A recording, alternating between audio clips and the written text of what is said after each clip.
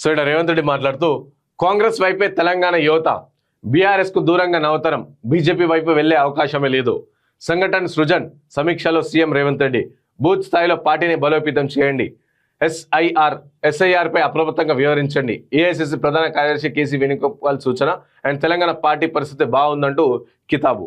So ఈయన మాట్లాడుతూ యావత్ తెలంగాణ ప్రజలందరంట ఇక రేవంత్ రెడ్డి వైపు ఉన్నారు, కాంగ్రెస్ పార్టీ వైపు ఉన్నారు అని చెప్పేసి చెప్తారు. సో క్లియర్ గా తెలుసు అంటే ఎవరి వైపు ఉన్నారు ఏంది అని చెప్పేసి క్లియర్ గా తెలుసు. ఎందుకంటే తెలంగాణలో యువత అంతా కాంగ్రెస్ పార్టీ వైపు ఉండడానికి కాంగ్రెస్ పార్టీ 2 లక్షల ఉద్యోగాలు ఇస్తాను, సరే పోటీ సంవత్సరానికి ఇస్తానది లేదు, అంతటా 5 సంవత్సరాలు కలిపి 2 లక్షల ఉద్యోగాలు ఇస్తామని చెప్పి కాంగ్రెస్ పార్టీ వాళ్ళు అంటారు కాబట్టి ఓకే ఫైన్. సో 2 లక్షల ఉద్యోగాలు ఇస్తా అని చెప్పేసి మీరు చెప్పారు. ఇప్పటివరకు ఇచ్చారా 2 లక్షల ఉద్యోగాలు? సో యువతకు సంబంధించి డిక్లరేషన్ చేసి యూత్ డిక్లరేషన్ చేసిరు. అందులో యూత్ డిక్లరేషన్ సంబంధించి ఏమైనా సరే హామీ చేసిరా యువత మీ వైపు ఉండడానికి? అది లేదు. అండ్ ఇక్కడ ఢిల్లీలో జంతర్ మంతర్లో ఏ విధంగా అయితే విద్యార్థులపై లాఠీ చార్జీలు వెళ్తే మాట్లాడిన రేవంత్ రెడ్డి, సో దానికి సంబంధించి రాహుల్ గాంధీని అరెస్ట్ చేస్తే మీరు శాంతియుతంగా క్యాండిల్ ర్యాలీ ఏ విధంగా చేశారు, మరి తెలంగాణలో కూడా విద్యార్థులపైన లాఠీ చార్జ్ చేశారు కదా. వాళ్ళు కూడా వాళ్ళ ప్రాథమిక హక్కు మాకు నిరుద్యోగులంగా మేము ఉన్నాం, సో ఉద్యోగాలు ఇవ్వండి అని చెప్పేసి వాళ్ళ హక్కును వాళ్ళు అడిగినప్పుడు, అది కూడా మీరు ఇస్తా అని చెప్పేసి చెప్పిన నోటిఫికేషన్లో మాకు ఇవ్వండి అని చెప్పేసి అడిగినప్పుడు వాళ్ళపైన లాఠీ చార్జ్ చేశారు. ఇంకెక్కడ యువత మీ వైపు ఉంటుంది? ఇంకెక్కడ ఉంటుంది వైపు? యువతకి ఇస్తా, నిరుద్యోగ వృత్తి ఇస్తా అని చెప్పేసి చెప్పారు కదా, వాళ్ళు నిరుద్యోగ వృత్తి ఇచ్చిరా?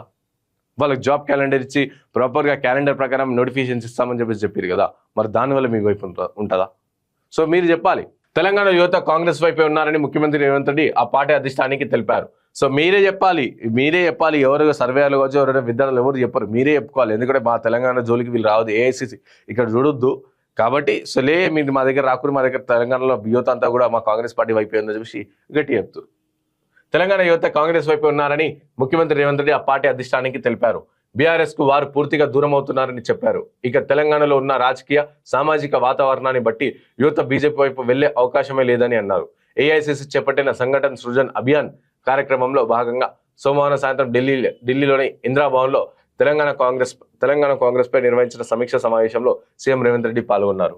సీఎంతో పాటు టీపీసీసీ అధ్యక్షుడు మహేష్ కుమార్ గౌడ్ తెలంగాణలో పార్టీ పరిస్థితిపై ఏఐసిసి సంస్థాగత వ్యవహారాల ప్రధాన కార్యదర్శి కేసీ వేణుగోపాల్ సుదీర్ఘంగా సమీక్షించారు. ప్రస్తుత తరుణంలో యువతను, విద్యార్థులను కాంగ్రెస్ కు అనుకూలంగా మలుచుకోవాల్సిన అవసరం ఉందని, పార్టీని బూత్ స్థాయి నుంచి పటిష్టం చేయాలని, ఖాళీగా ఉన్న డీసీసీలు భర్తీ చేయాలని సూచించింది.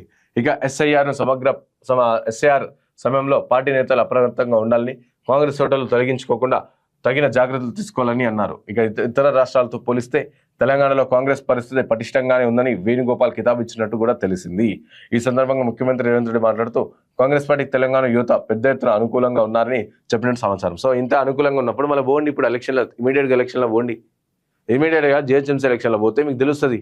సో తెలంగాణలో ఉన్న ప్రజలు కూడా ఏ విధంగా ఉన్నారు, ఎంపీటీసీ జెడ్పీటీసీలు ఇంకా పెడతలేరు కదా, సో ఆ ఎలక్షన్లు కూడా పెట్టినప్పుడు మీకు ఐడియా వస్తుంది తెలంగాణ యువత ఎటువైపు ఉన్నారు, తెలంగాణ యువతగా తెలంగాణ ప్రజలు ఎటువైపు ఉన్నారు అని చెప్పేసి కూడా పోండి.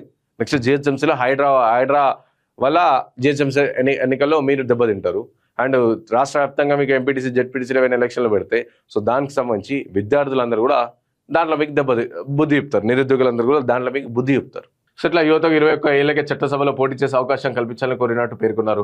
కాగా తెలంగాణలో కాంగ్రెస్ సమన్వయ కమిటీ సమావేశం బుధవారం ఢిల్లీలో జరుగుతున్నట్టు టీపీసీసీ అధ్యక్షుడు ఇక వీళ్ళందరూ కూడా మాట్లాడుతారు. సో ఇక్కడ ఇంకో న్యూస్ వస్తుంది. ఫ్లైఓవర్ల కింద ఆధునిక విద్యుత్ సబ్స్టేషన్లు, స్థలాల కొరతకు టీజీఎస్పీడీఎల్ వినూత్న పరిష్కారం ₹10 లేదా 12 కోట్ల ఆదా అనమాట. క్యూర్ పరిధిలో 8 నుంచి 10 ప్రాంతాల ఏర్పాటుకు గ్రీన్ సిగ్నల్, రక్షణ చర్యలకు అత్యంత ప్రాధాన్యం.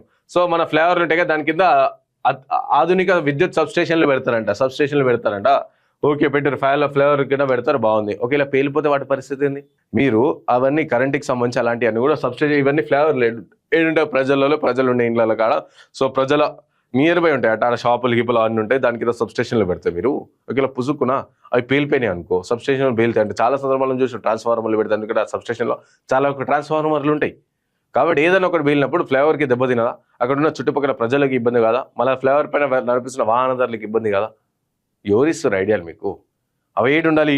సిటీకి దూరంగా, అంటే ఎవరైనా సరే మనుషులు జీవించే ప్రాంతానికి కొంచెం దూరంగా, సో దూరంగా ప్రభుత్వ భూములు అట్లా అడవులలో కావచ్చు, అట్లా అంటే హైదరాబాద్లో చాలా వరకు ప్రభుత్వ భూములు ఉన్నాయి కదా, సో ఆ ఏరియాలో పెట్టండి కదా మీరు. వర్షాలు పడ్డప్పుడు ఇతర ఏదైనా సరే, సో ఓకే ఫైన్ 10 నుంచి 12 కోట్ల ఆదా అవుతుందంటే మంచిగా ఉంది. కానీ పేలితే ఏంది పరిస్థితి? వాటి పేలితే కానీ లేకపోతే వాటి వల్ల షార్ట్ సర్క్యూట్ ఏర్పడితే మళ్ళీ వాటి పరిస్థితి ఏంది? డైరెక్ట్గా ఇటు ఓపెన్ ప్లేస్లో పెట్టినప్పుడు ఏమో ఏం ప్రాబ్లం ఉండదు. పేలిన గిల్ల ఏమైనా ఫైర్ ఇంజిన్ కూడా చిదరెత్తిరొచ్చి ఆదా చేసుకోవచ్చు, దాన్ని కాపాడొచ్చు. అంటే లాస్ట్ ఎక్కువ నష్టం జరిగేదానికన్నా కూడా కాపాడొచ్చు.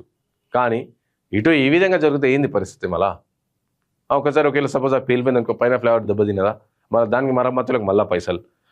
చలో ఫైన్, అది ఏమైనా అవుతుందంటే ఆ నియర్ బై ఎవరన్నా ఉంటే మళ్ళీ వాళ్ళకి ఇబ్బంది కాదా అంటే అదో ఇంకో తలకాయ నొప్పి. సో కాబట్టి ఆలోచించి చేయండి, ఏం చేస్తున్నారు, ఎటు ఎత్తురు అని చెప్పేసి జర చూడాలి కదా.